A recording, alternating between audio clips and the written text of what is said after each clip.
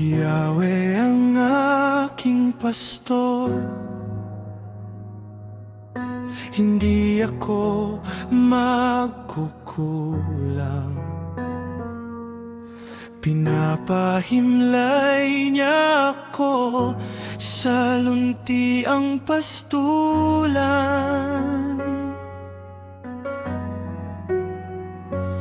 at tinakay niya sa tahimik na batisan. Pinapanumbalik ang aking kalakasan, at pinapatnubayan niya sa tamang daan, upang aking parangalan ng kanyang pangalan. Dumaan man ako sa madilim na libis ng kamatayan, wala akong katatakutan, pagkat ika'y aking kaagapay.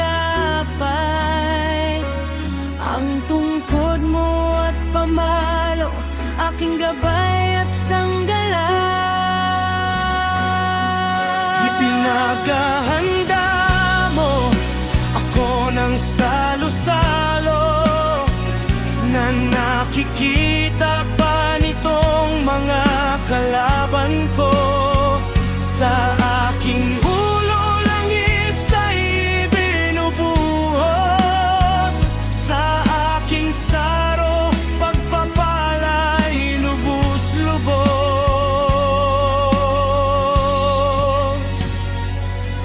Kabutihat pag-ibig mo sa'kin di magkukulang.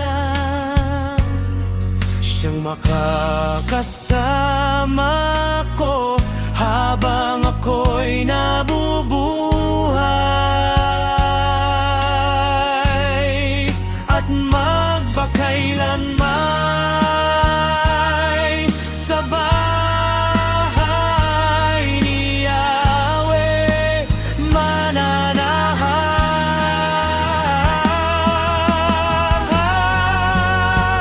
So it is my shepherd, I shall not want. He leadeth me to lie down in green pasture. He leadeth me beside the still waters. He restored my soul. He leadeth me in the paths of righteousness for his name's sake. Yea, though I walk through the valley of the shadow of death, I will fear no evil, for thou art with me. Thy rod and thy staff, they comfort me. Thou preparest the table before me. Surely goodness and mercy shall follow me all the days Of my life, and I will dwell in the house of the Lord forever.